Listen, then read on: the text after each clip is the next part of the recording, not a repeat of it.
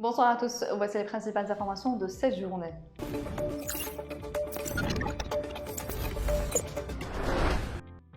Le président de la République, Abdelmadjid Tebboune, s'est rendu ce lundi à l'édifice central de Qatar Foundation, qui compte 50 filiales dans les domaines de l'enseignement, de la recherche et du développement social, où il a été accueilli par la vice-présidente du conseil d'administration et présidente exécutive de l'établissement, Sheikha Hind bint al-Hamad al-Thani. Le chef de l'État a visité les différents services de la fondation qatari, où il a reçu des explications sur les objectifs, les activités, l'organisation et les filiales de cette dernière. Tebboune s'est rendu par la suite à la Bibliothèque nationale du Qatar, où il a visité les différents pavillons et écouter un exposé sur les ouvrages et manuscrits dont elle dispose.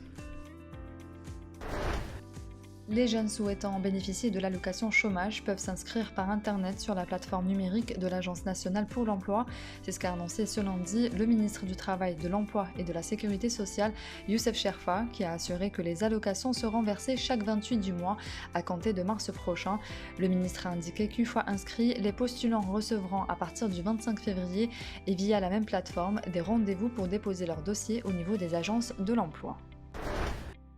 Le pôle pénal économique et financier du tribunal de Sidi Mohamed Alger a reporté ce lundi au 28 février le procès de l'ancien ministre de la Justice Tayeb Louh et l'homme d'affaires Tarek Noah Kouninef. Le procès a été reporté en raison de l'absence du collectif de défense de Tayeb Louh pour des raisons de santé, contamination au Covid-19. L'ancien ministre de la Justice est poursuivi dans cette affaire pour plusieurs chefs d'inculpation, notamment abus de fonction, trafic d'influence et entrave au bon fonctionnement de la justice.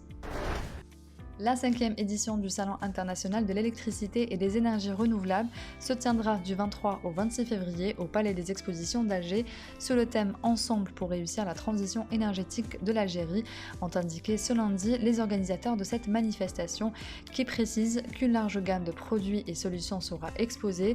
De plus, le salon rassemblera différents opérateurs du secteur, fabricants d'équipements, distributeurs, bureaux d'études, fournisseurs d'électricité et installateurs dans les domaines de l'électricité et des énergies renouvelables.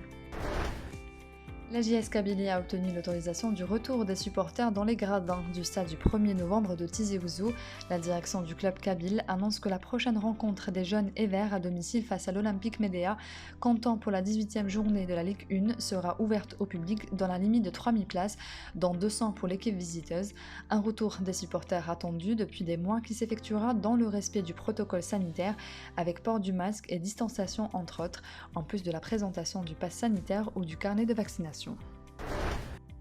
L'armée russe a affirmé ce lundi avoir tué 5 saboteurs venus d'Ukraine en territoire russe et que 2 véhicules militaires ukrainiens avaient également franchi la frontière.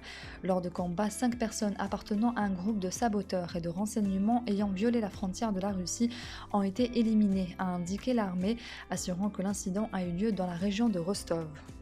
L'Ukraine, qui accuse depuis des jours Moscou de publier de fausses informations pour préparer le terrain à une intervention armée, a également démenti ces dernières allégations.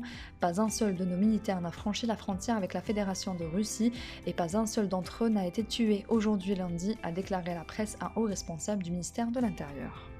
C'est la fin de ce JT, merci de votre attention. L'information continue sur notre site www.lecentralgérie.com.